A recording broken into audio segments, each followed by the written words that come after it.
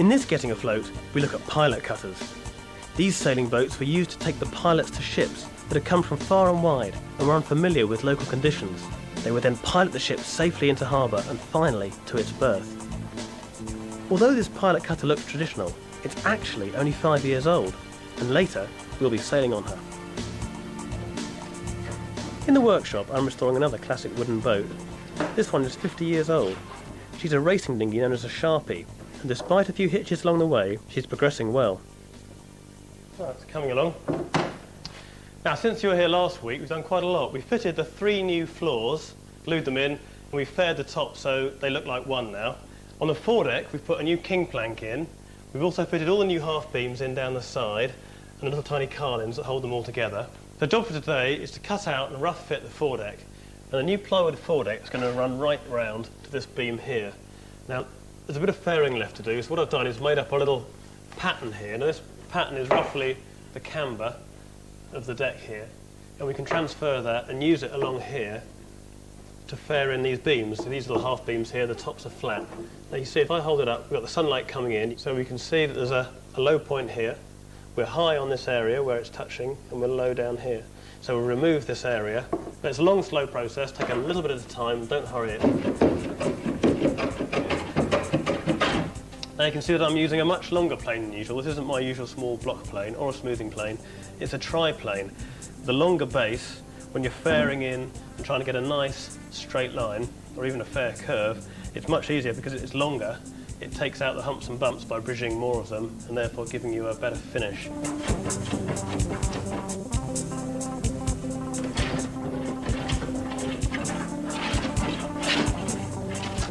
Now this is the plywood. It's marine plywood. It's pretty much the best plywood you can get. I mean, there are all sorts of plywood. This is top grade. At the other end of the scale, you've got, say, shuttering ply. They're used for buildings and making cement formers and so on. That's made out of a different timber. It's a soft wood, but the glues are the same. Anyway, plywood is basically a lot of very thin layers glued together, going opposite directions. So the first layer, the grain will go this way. The second layer, the grain this way, and so on and so on. For example, this little bit of shuttering ply I've got here, you see it's got 4 layers. And you can see the dark lines in between the glue. And that's a resorcinal glue, which is boil-proof. So if the sun comes out, it won't go soft, unlike, say, epoxy. And hopefully your plywood will stay together. Now, one of the other things about an expensive marine ply like this is that they guarantee that it's free of voids, or if there are any voids, they've been carefully repaired. If you look at this piece of ply I've got here, which is just an engine bed pattern I made, here's a good example. There's a void in the middle, and if you look all the way down, you'll find little holes and bits and pieces. It's basically not the best sort of plywood to have on a boat, because eventually the damp will worm its way in, or it'll travel up the cores, and you end up with a soggy middle. It'll look good on the outside, but inside it's becoming very weak.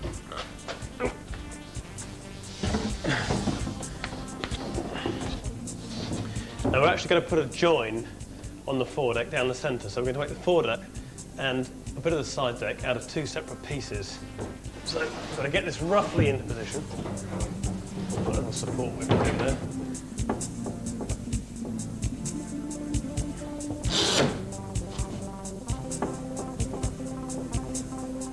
So what I'm going to do is just simply mark a line with a pencil flat on the hull.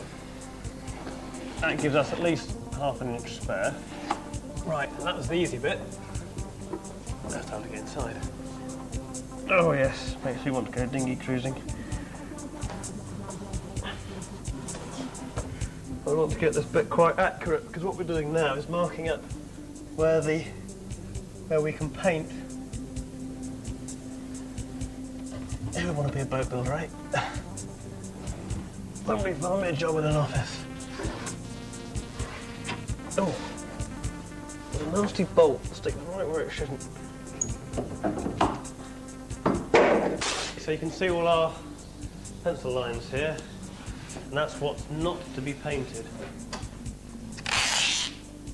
What I'm doing is putting the tape just slightly inside the pencil line that we've made, so that the paint goes slightly under the beam, but we still left plenty of area to glue to.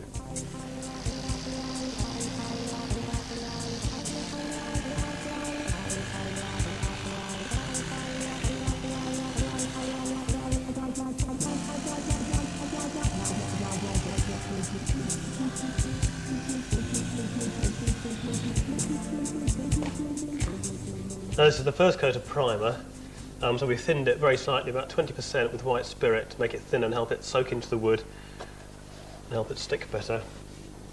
That's the first panel done. There's 4 others to do, the other foredeck, 2 side decks and the aft deck. So once they're done and painted, they can be fitted and glued on.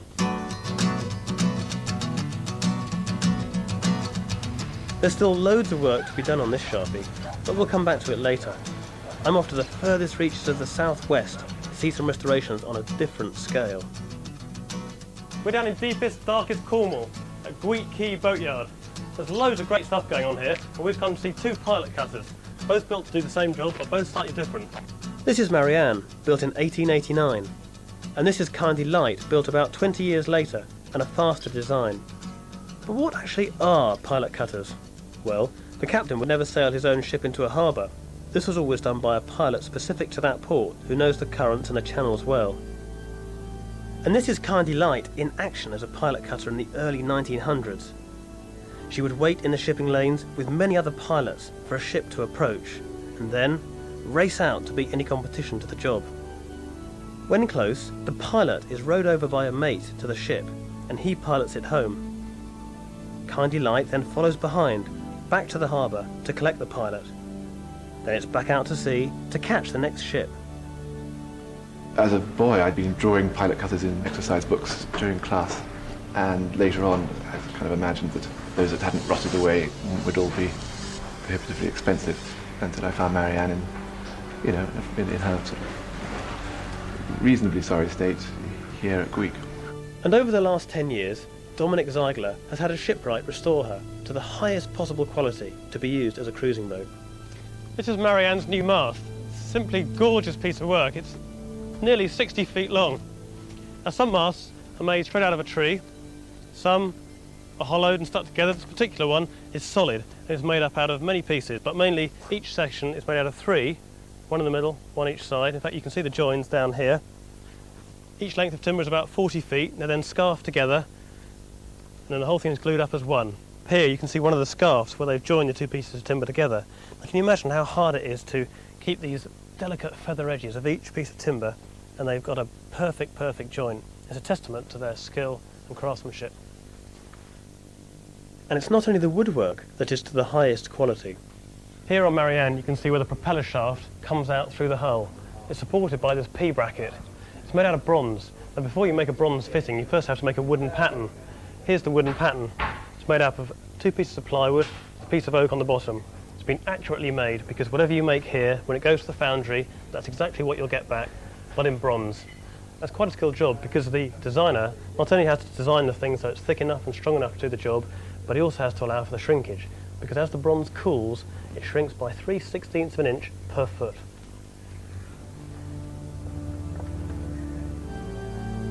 "20 years later, when Kindly Light was built, pilots were competing harder to get the work, so she has a faster but perhaps less comfortable hull than Marianne.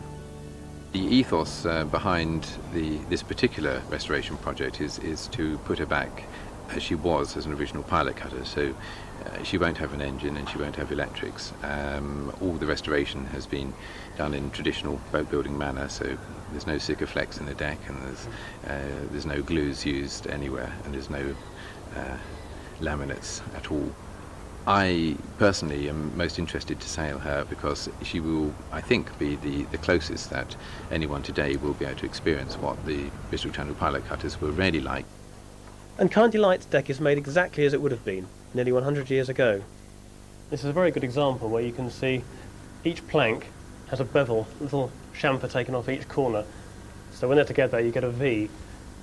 Into that V is caulking cotton, or sometimes oakum. It's driven in with a caulking iron with a mallet.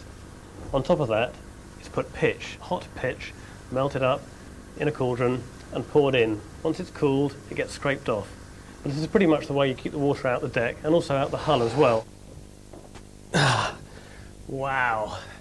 This is down below on Kindly Light, and it's a really good opportunity to see the shape of the vessel and how she's built and put together. So you can see on the centre line here the remaining parts of the original vessel. This is the keelson running down the centre, and these pieces going across are called the floors, and they tie the bottom of the boat into the keel. The strain is then taken up into the frames. Each frame is made up out of lots of pieces, and they overlap the joints and they're bolted together side by side to give you one really stiff piece of timber. These tuck under the stringer. Now this stringer is a beautiful piece of timber. It's tapered at each end. It's made of pitch pine, and it's again one of the original pieces left on this boat. Now its job is to give the boat longitudinal stiffness, but also if she was to dry out, lean on her side, it stiffens up the side of the boat to make her really strong. Now the frames carry on and they tuck up underneath this big piece of timber here, which is called the beam shelf. And that's literally where these deck beams come through and they sit like a shelf on top of this. They're actually fastened with this knee here, and they're through bolted with these lovely bronze bolts through the beam, through the side of the boat, to hold the sides of the boat together and make her really rigid. And you can see here this little piece of wood sticking out. In fact, there's quite a few all the way along, and those are the stanchions. And the stanchions are short pieces of timber which pop down through the deck and are bolted through, and they provide a support for the bulwarks. The bulwarks are these sort of fence around the edge of the boat with a little capping on top. Stops you falling over the side. And you see this stanchion base is a bit longer here. It's made longer because this boat's going to have a pair of beaching legs. You wouldn't expect a boat to have legs, but sometimes a boat needs to sit on the beach for a bit of maintenance, a bit of painting, that sort of thing, a bit of a scrub off. Now if a boat's thin keel, then obviously as the tide goes out, it would fall over. So around Brittany, and also the West Country, but less on the East Coast where you've got lovely deep mud berths, what they do is they bolt legs on the side. So when the tide goes out, the boat sits there on its legs, and you can get underneath, scrub off, and a bit of anti-fouling and so on. Here's one I made earlier. This boat lives next to mine, and its old leg is so rotten that the boat is in danger of falling over. So I've made a replacement, and now it's ready for final fitting.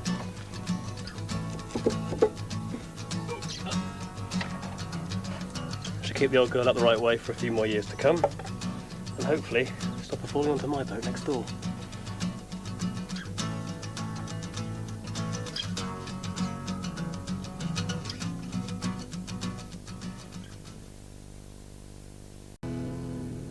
There's some great timber in this yard. Here these 45-foot lengths of larch have arrived from the mill after being sliced through and through. You can actually see the shape of the tree there. Once it's arrived, it has to be put in stick. You can see these small sticks have been put in between, one above the other, to allow the breeze to blow through. Because you can't use timber straight away, you've got to actually season it. And you season the timber for 1 year per inch. So this stuff here is about 1.5 inches thick. It'll be seasoning for about 1.5 years before you can use it on the boat. Over here, there's some lovely bendy bits. Here we can see these lovely grown pieces of oak. And when a boat's built of grown frames, this is the timber that's come from. The shipwright comes along with his pattern, shuffles through the whole pile. The bit he wants is normally at the bottom, lays his pattern on top, draws around it, cuts it out. Now to most people, to most lumber yards, these bendy bits of oak are useless. They get chopped up for logs.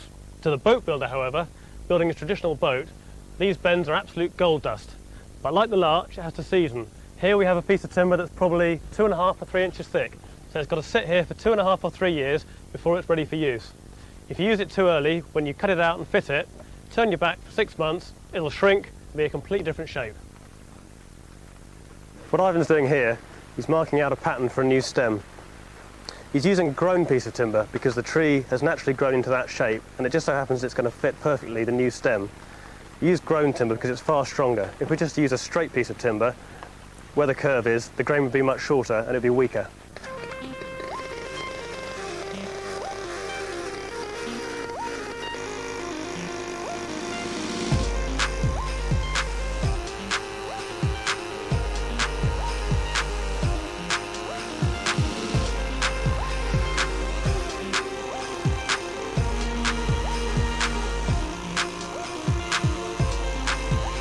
Lovely job. Fairly good. And look at that. Perfect fit, first time. Back in the workshop, the deck panels for the Sharpie are coming along well. I've cut out and fitted the remaining bits of the deck, and they've all had one coat of primer. There's going to be another primer, an undercoat and a gloss before they get fitted onto the boat. So whilst that's drying, there's loads more to do on the boat, so let's crack on. Barnaby, my apprentice, is painting the inside of the hull before we put the deck on. This is vitally important, as you'll see later. But first, I've got another pilot cutter to show you. Here we have Agnes. Now, unlike the other two pilot cutters that we've seen, she's actually not a restoration, she's being built from new. Now, Luke Powell, with his company Working Sail, will build you a lovely pilot cutter like this for far cheaper than a new fiberglass one. I'll tell you, I'd much rather have one of these than one of those.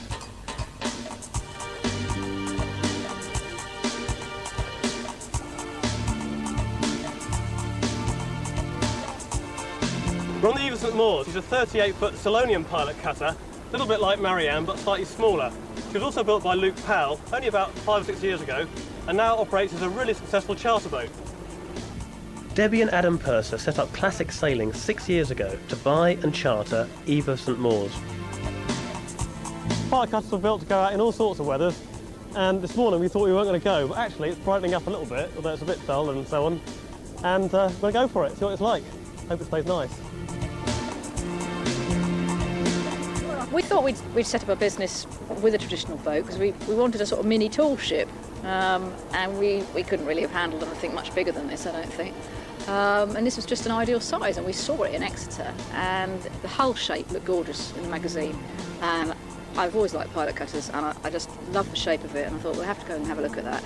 And she was just a perfect size, chunky enough to make it quite physical to sail, quite a powerful rig, but small enough for sort of people to feel like they owned the boat.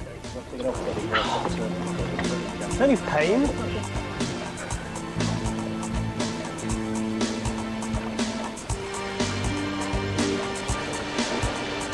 Go starboard!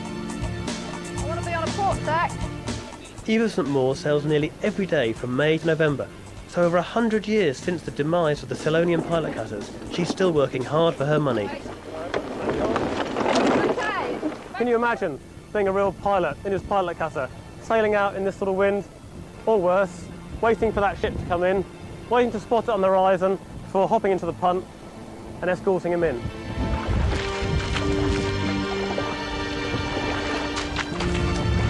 At Eve of St Mawes has just hove to, and they deposited us into the dinghy so we can get a better look at her. Now that's exactly the same as when the pilot cutters were working.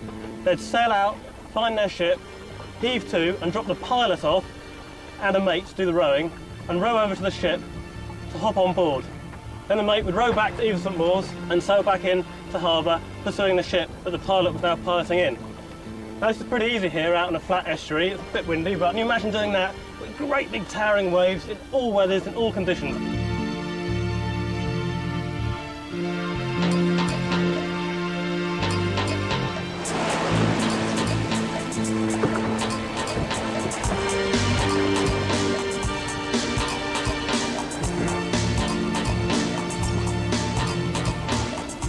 Back home in the workshop, the Sharpie's deck is almost complete. This is the last piece of aft deck, and you can see that I've completely painted it. It's had 2 primers, 2 undercoats and a gloss, and it's ready to go down. I've also got the rest of the deck down, and you can see if you look underneath here exactly why we pre-painted the whole thing. There's no way that I'm going to fit in there unless I have another diet. So this is ready to go down now, so it's a matter of doing a final fit before we get the glue out.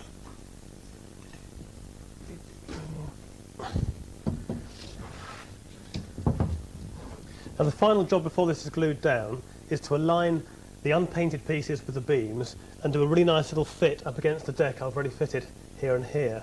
So I'm going to clamp it down and see how it looks.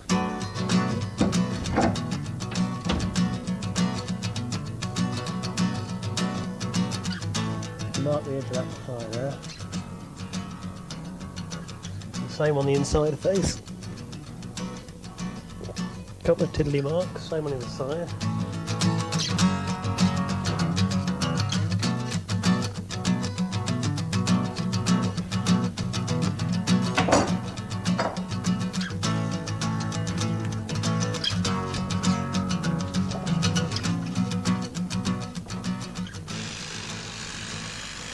With a jigsaw, I'm cutting almost to the line, ready for a rough fit. Right, let's see how that looks.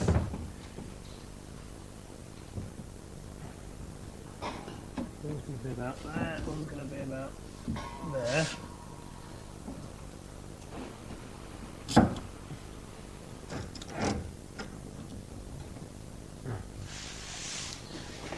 Right, that's not too bad, but it just needs a little trim. Got a gap there, so really we want to take that much off here to about there. Right, you can do this in situ, as opposed to taking the whole thing off and taking it back to the bench.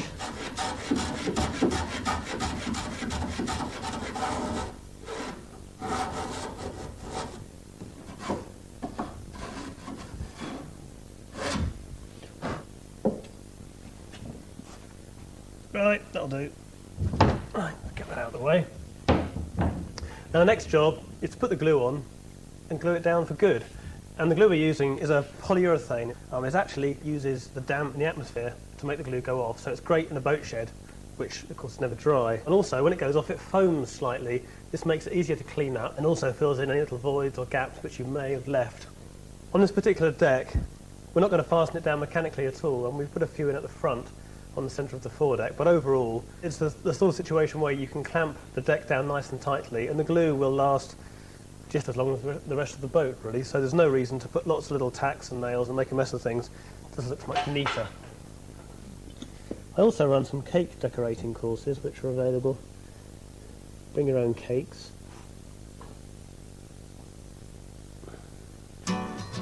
Before gluing, I've already done a dry run to make sure it sits down properly, and also to make sure all the cramps and blocks are at hand once the deck is in position.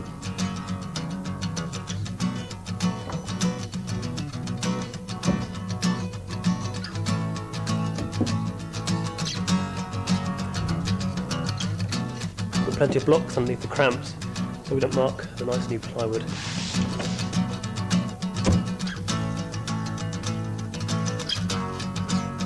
So that's pretty much down. A good way of checking whether those two pieces of plywood are nicely level is with a piece of timber. Save getting your finger covered in glue, use a bit of timber and you can just feel if there's a ridge. And there's a tiny ridge there, but that's down as tight as it'll go, so we'll probably sand the rest of that out. Well, that's pretty much it. That's the last piece of deck down, which is great. So tomorrow I'll take the cramps off, clean up these joins, clean up round the edge with a block plane, and then get some varnish on the aft deck to catch up with the rest of it. After that, it's time to turn her over and have a look at the bottom.